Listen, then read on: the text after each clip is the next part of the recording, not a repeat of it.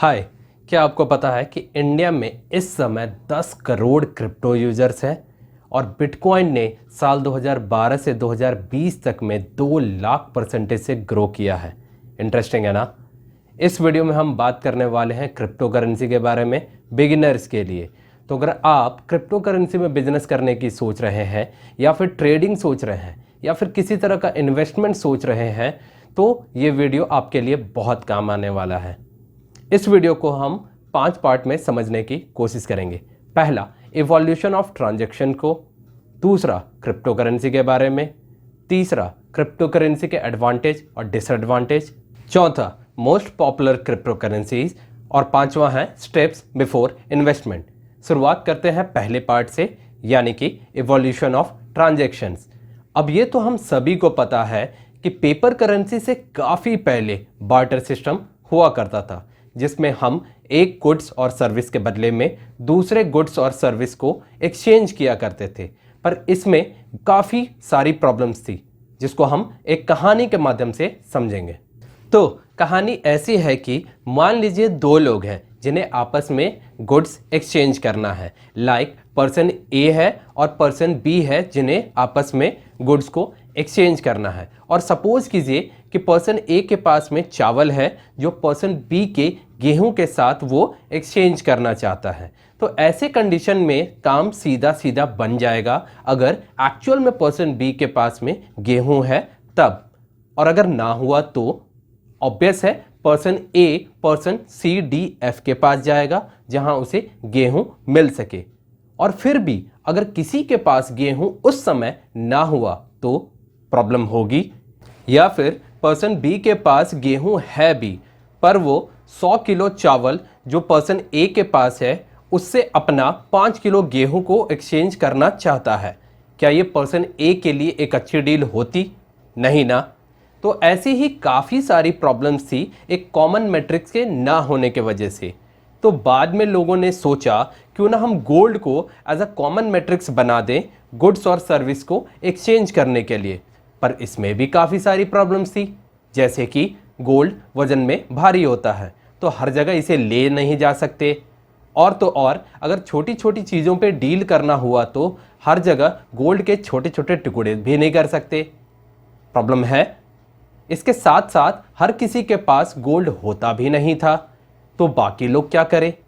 इसके बाद जन्म हुआ पेपर करेंसी का, और अगर गिनीज वर्ल्ड रिकॉर्ड की माने तो दुनिया में पहली पेपर करेंसी का प्रिंट चाइना में हुआ था AD 1977 में। उसके बाद ये पूरी दुनिया में धीरे धीरे एक्सेप्ट किया जाने लगा as a common matrix goods and service को एक्सचेंज करने के लिए, जो आज भी उपयोग में लाया जाता है। एक्चुअल में हर कंट्री अपने हिसाब से अपने देश की करेंसी को प्रिंट करती है अपने देश की इकोनॉमी को चलाने के लिए। ऐसे में समझने के लिए अपनी कंट्री की अगर हम बात कर लें तो RBI यानी कि reserve bank of India money circulation को कंट्रोल करती है इंडिया में जितने भी बैंक्स हैं उनके साथ ऑपरेट करके। मतलब कि एक सेंट्रलाइज्ड अथॉरिटी है जो पैसे के लेन देन को मॉनिटर करती है। पर over the period of time हम सब ने ये देखा है कि बैंक्स के थ्रू कितने बड़े बड़े फ्रॉड्स हुए हैं। अब वो चाहे विजय माल्या का केस हो या फिर हर्षद मेहता का केस हो, चाहे वो नीरव मोदी का केस हो या फिर ABG शिपयार्ड की न्यूज़ जो कुछ दिन पहले ही अभी आई है, जिसका फ्रॉड 22,000 करोड़ का बताया जा रहा है। अब क्योंकि ये पैसा आम आदमी का है जो बैंक में जमा था, और वो बैंक जो एक सेंट्रलाइज्ड अथॉरिटी से गाइडेड है, तो गवर्नमेंट कोई ना कोई तो स्टेप्स उठाएगी ही इसे सॉल्व करने के लिए। अब वो चाहे दूसरी कंट्री या अथॉरिटी से लोन लेना हो या अपनी करेंसी को ज़्यादा प्रिंट करना हो। लोन लेंगे तो इंटरेस्ट भरना पड़ेगा, करेंसी को ज़्यादा प्रिंट करेंगे तो महंगाई बढ़ेगी। एक थर्ड ऑप्शन भी है, टैक्स पेयर की मनी, जो हम गवर्नमेंट को देश की भलाई के लिए देते हैं। पर हम में से शायद कोई भी ऐसा नहीं होगा जो ये चाहेगा कि टैक्स पेयर की मनी को इस तरह से यूज़ किया जाए, बजाय इसके कि फ्रॉड को रोका जाए। इनफैक्ट गवर्नमेंट भी ऐसा नहीं चाहती, पर सिस्टम है तो प्रॉब्लम भी होगी। इतनी लंबी कहानी सुनाने का मकसद बस इतना था कि आप समझ सकें कि कैसे हमारे सामने प्रॉब्लम्स आती गई और हम उनका सॉल्यूशन ढूंढते गए। अब करंट प्रॉब्लम में काफ़ी सारे लोगों को, इनफैक्ट करोड़ों लोगों को ऐसा लगता है कि क्रिप्टो करेंसी इसके जैसी कई प्रॉब्लम्स को दूर कर सकती है। तो आइए अब हम समझते हैं वीडियो का सेकंड पार्ट, यानी कि क्रिप्टो करेंसी आखिर है क्या। तो क्रिप्टो करेंसी दो वर्ड से मिलकर बना है। पहला है क्रिप्टो यानी कि सीक्रेट और हिडन, दूसरा है करेंसी यानी कि मनी, मतलब ऐसी करेंसी जो सीक्रेट हो। तो इससे कैसे फायदा मिल सकता है, थोड़ा और डिटेल में समझते हैं। क्रिप्टो करेंसीज ऐसी करेंसीज होती है जिसे हम छू नहीं सकते। इट मीन्स कि ये एक वर्चुअल करेंसी है जो सिर्फ इंटरनेट के थ्रू ही ऑपरेट की जा सकती है। अब आपका सबसे पहला सवाल होगा, क्या ये सेफ है? तो जवाब है हाँ, क्योंकि जिस टेक्नोलॉजी पे ये बेस्ड है वो है ब्लॉकचेन टेक्नोलॉजी, और ब्लॉकचेन टेक्नोलॉजी में डेटा का मिसप्लेस होना पॉसिबल ही नहीं है। अब आप पूछोगे ये कैसे? तो जैसा कि नाम से ही क्लियर है, ब्लॉक और चेन, इसमें डेटा छोटे छोटे ब्लॉक्स में स्टोर होता है जो आपस में इंटरलिंक्ड होता है। लाइक ब्लॉक 1 का एंडिंग पॉइंट ब्लॉक 2 के स्टार्टिंग पॉइंट से कनेक्टेड होगा, उसी तरह से ब्लॉक 2 का एंडिंग पॉइंट ब्लॉक 3 के स्टार्टिंग पॉइंट से कनेक्टेड होगा, एंड सो ऑन। और इसी तरह से पूरी एक चेन बनती जाएगी। अब अगर किसी ने भी डेटा को मिसप्लेस करने की कोशिश की तो उसी समय ये चेन टूट जाएगी और हमें उसी समय पता चल जाएगा कि कुछ गलत हुआ है। अब आप बोलोगे गलत तो हो गया ना, फिर ये सेफ कैसे हुआ?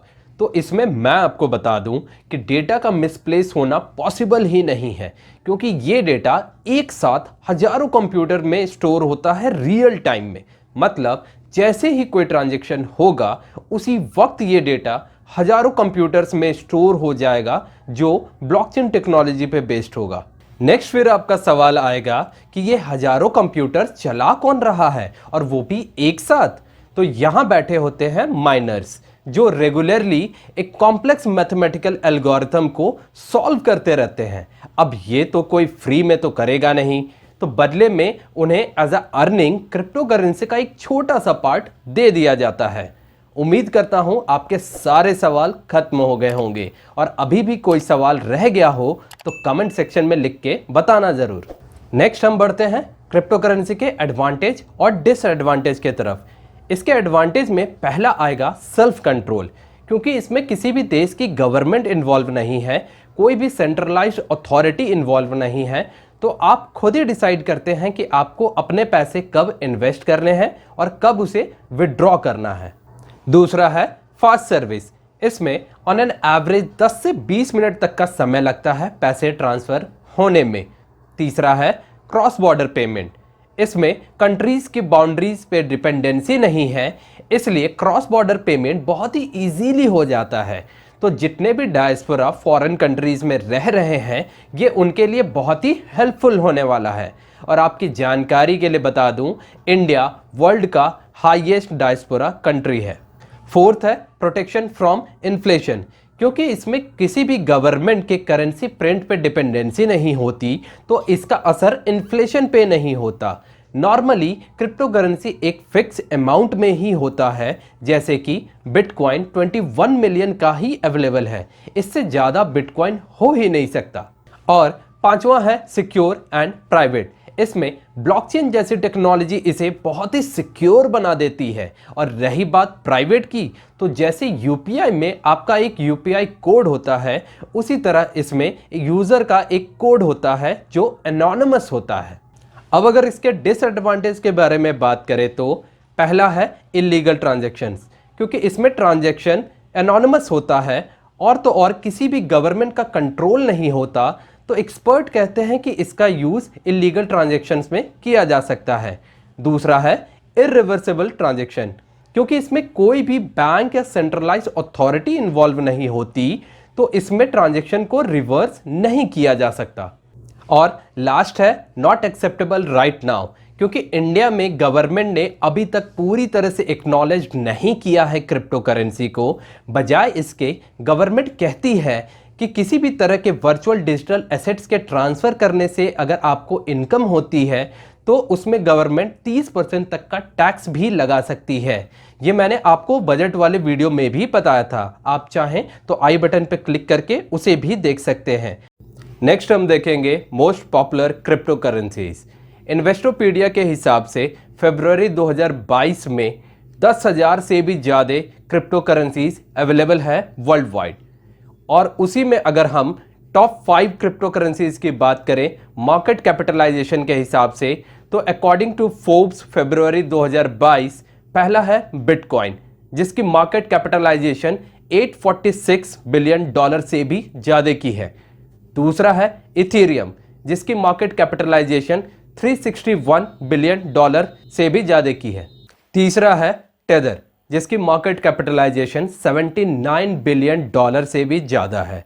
और चौथा है बाइनेंस कॉइन, जिसकी मार्केट कैपिटलाइजेशन $68 बिलियन से भी ज़्यादा है। और लास्ट यानी पांचवा है USDC यानी कि US डॉलर कॉइन, जिसकी मार्केट कैपिटलाइजेशन $53 बिलियन से भी ज़्यादा है। Now last but not the least part, steps before investment. इसमें सबसे पहला है डू योर ओन रिसर्च। मतलब एंटर होने से पहले आपको ये इंश्योर कर लेना होगा रिसर्च करके कि आपको कौन से स्टेप्स उठाने हैं और कौन से स्टेप्स नहीं उठाने हैं। कोशिश करें कि रिलायबल सोर्स को ही प्रेफर करें। दूसरा है रिस्क एबिलिटी। इसमें आप खुद ही इंश्योर करें कि आप कितना रिस्क टेक कर सकते हैं और कितना नहीं। आपने वो कहावत तो सुनी होगी ना, don't put your all eggs in one basket. और तीसरा है मार्केट ऑब्जर्वेशन। ऐसा बिल्कुल भी ना करें कि पैसे लगाए और भूल गए, क्योंकि पैसे आपके हैं तो जिम्मेदारी भी आपकी ही होनी चाहिए। कोशिश करें कि लॉन्ग टर्म गोल पे फोकस करें, शॉर्ट टर्म में ज़्यादा पैसा कमाने का लालच बिल्कुल भी ना करें। तो इस वीडियो में हमने सीखा कि इवोल्यूशन ऑफ ट्रांजैक्शंस कैसे इवॉल्व हुआ है, क्रिप्टो करेंसी क्या है, क्रिप्टो करेंसी के एडवांटेज और डिसएडवांटेज क्या है, most popular crypto currencies Forbes फरवरी 2022 के हिसाब से, और स्टेप्स बिफोर इन्वेस्टमेंट जो आपको ध्यान में रखने चाहिए। अगर आपको ये वीडियो इन्फॉर्मेटिव लगा हो तो चैनल को सब्सक्राइब जरूर करें और इस वीडियो को उन लोगों तक जरूर शेयर करें जिन्हें इसका फ़ायदा मिल सकता है। मिलते हैं नेक्स्ट वीडियो में।